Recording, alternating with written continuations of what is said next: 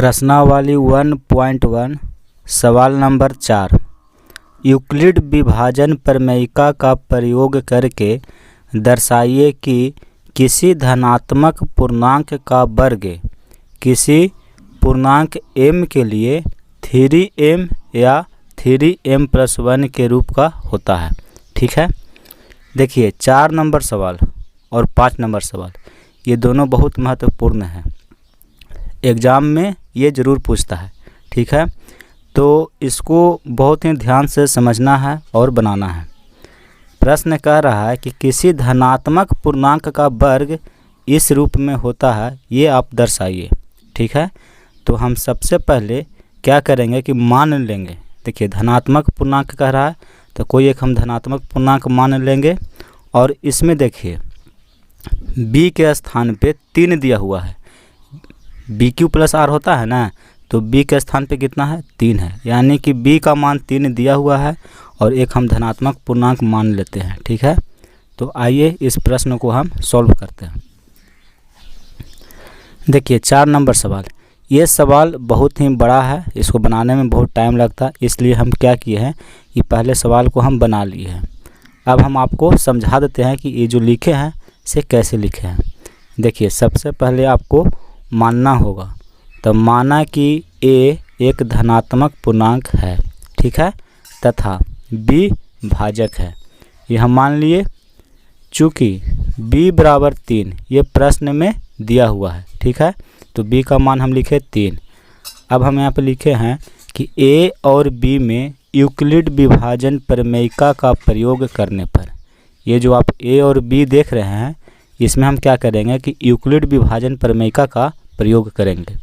तो यूक्लिड विभाजन प्रमेयिका ये हम आपको कंसेप्ट बता चुके हैं कि होता है a बराबर BQ+R, ये फार्मूला होता है जहां r का मान 0 के बराबर हो सकता है या फिर उससे बड़ा होता है, लेकिन छोटा होता है किससे, b से। ठीक है, ये हम आपको पहले बता चुके हैं। तो यहाँ देखिए a बराबर 3Q+R हम लिखे हैं। यहाँ पे 3 कैसे लिखे, क्योंकि b का मान 3 दिया हुआ है। ठीक है, तो b के स्थान पे हम लिख दिए हैं 3, तो हो गया 3Q+R। जहाँ यहाँ पे देखिए b था तो b के स्थान पे हम लिख दिए 3, तो इसका मतलब ये हुआ कि r का मान 0 के बराबर है या फिर उससे बड़ा है, लेकिन छोटा है 3 से। अर्थात r का मान 0 हो सकता है, 1 हो सकता है या फिर 2 हो सकता है। ठीक है, इसके अनुसार हम ये लिखे कि r का मान 0 भी हो सकता है, 1 भी हो सकता है, 2 भी हो सकता है, लेकिन 3 से छोटा। ठीक है, अब हम क्या करते हैं कि ये जो आप समीकरण देख रहे हैं इसमें r का मान बारी बारी से हम रखते हैं। पहले 0 रखेंगे, उसके बाद 1 रखेंगे, उसके बाद 2 रखेंगे। ठीक है, तो देखिए केस 1 जब r बराबर 0 हो तो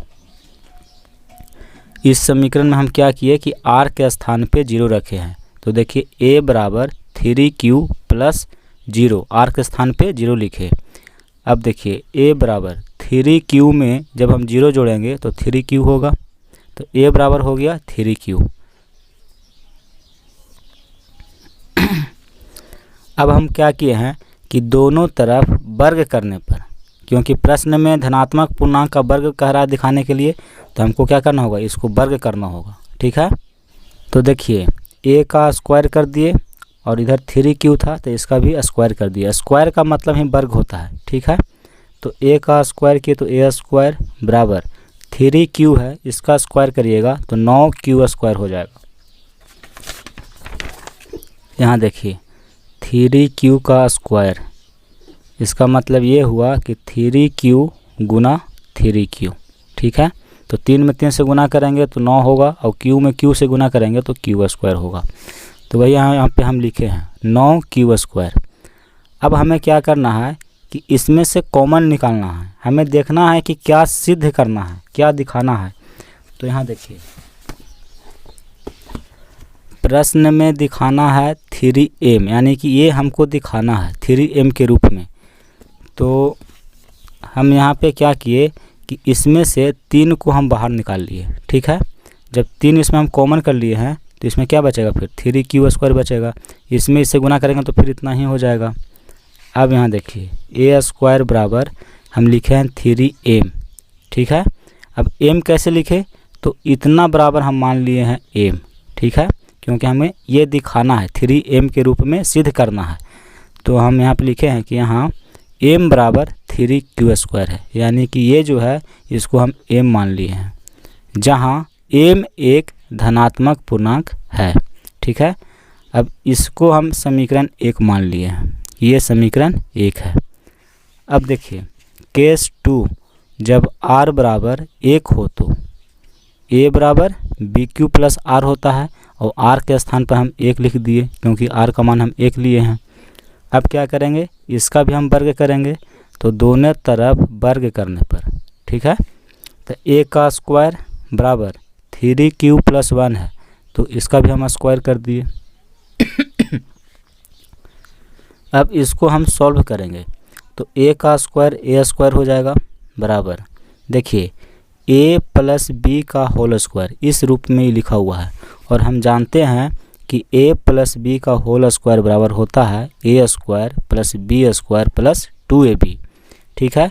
तो इसी फार्मूला के आधार पर इसको हम सॉल्व करेंगे। a इसमें 3q है और b क्या है 1 है, तो a² यानी कि 3q का whole square plus b², b 1 है तो 1 का स्क्वायर प्लस 2ab, देखिए a के स्थान पे 3q है और b के स्थान पे 1 है, तो 2ab हो गया। अब इसको हम सॉल्व करते हैं, तो a² बराबर 3q का होल स्क्वायर, जब इसका आप स्क्वायर करेंगे तो 9q² होगा, प्लस है तो प्लस, 1 का स्क्वायर 1 होता है, प्लस है तो प्लस, देखिए 2 3 6 और 6 में 1 से गुना करेंगे तो 6 और q है तो q, यानी कि 6q। अब देखिए इसको हम क्या किए हैं कि पावर के अनुसार इसको हम सजाए हैं। यहाँ देखिए a² है तो a², ठीक है, यहाँ देखिए 9q² तो 9q², उसके बाद 6q था तो इसको लिखे, फिर 1 है तो 1 लिखे, यानी कि जो पावर है उस पावर के अनुसार इसको हम सजा दिए हैं। अब यहाँ पे देखना है कि इसको हम क्या लिखे कि 3m प्लस 1 के रूप में हो जाए, ठीक है, हमें तो सिद्ध करना है 3m प्लस 1, ये दिखाना है उस रूप में। तो हम क्या किए कि इसमें से 3 हम कॉमन कर लिए, ठीक है, तो जब इसमें 3 कॉमन कर लिए तो इसमें बचा 3q², प्लस है तो प्लस, इसमें 3 हम कॉमन कर लिए तो बचा 2q, और देखिए प्लस 1 है तो प्लस 1। अब हम क्या करते हैं कि इतना बराबर हम मान लेते हैं m, क्योंकि हमें 3m प्लस 1 के रूप में लिखना है, तो इतना बराबर हम मान लिए m, तो ये हो गया 3m और प्लस 1 है तो प्लस 1, और इसको समीकरण 2 मान लिए हैं।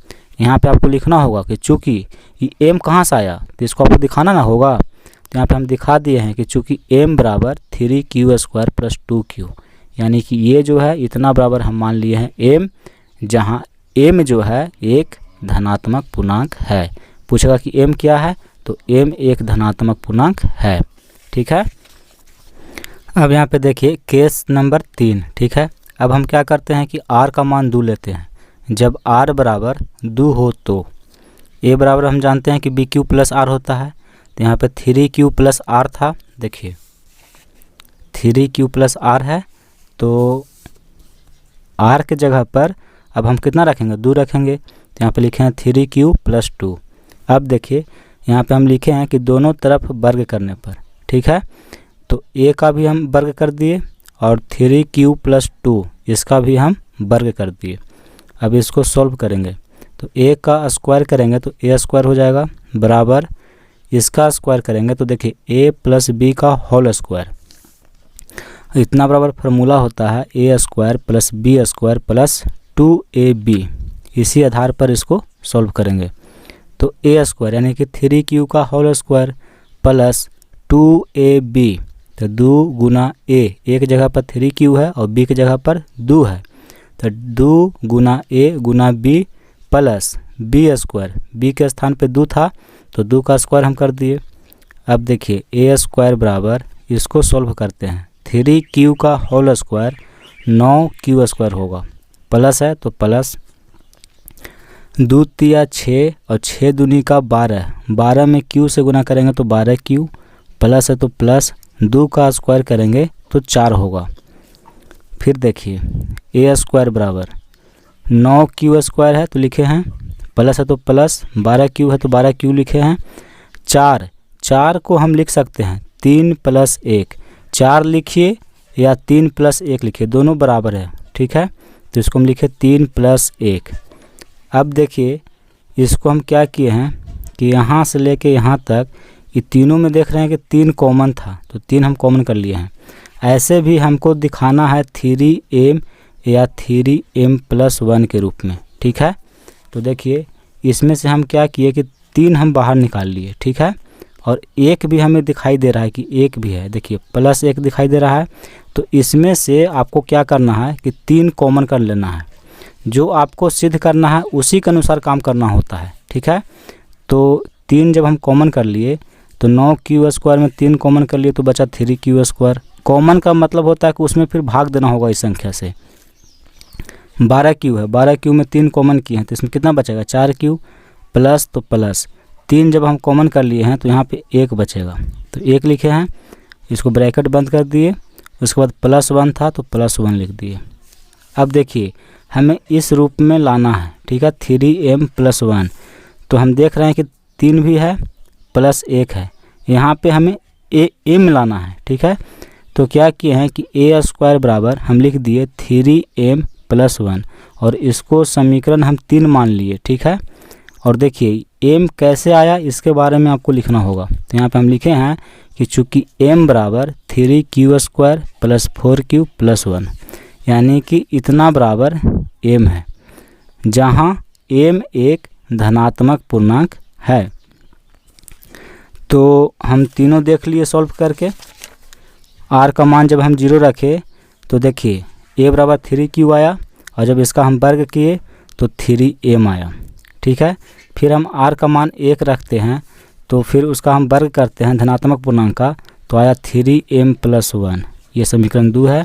फिर देखिए r का मान जब हम 2 रखे तो a का मान इस रूप में आया, ये धनात्मक पूर्णांक है, और फिर इस धनात्मक पूर्णांक का जब हम वर्ग किए तो देखिए 3m + 1 के रूप में आ रहा है। यानी कि यहाँ पे आपको लिखना होगा कि अतः समीकरण 1, 2 तथा 3 से स्पष्ट है कि किसी धनात्मक पूर्णांक का वर्ग पूर्णांक m के लिए 3m या 3m + 1 के रूप का होता है। यही आपको दिखाना था, जो कि दिखा दिए, ठीक है। यही आपका आंसर हो जाएगा।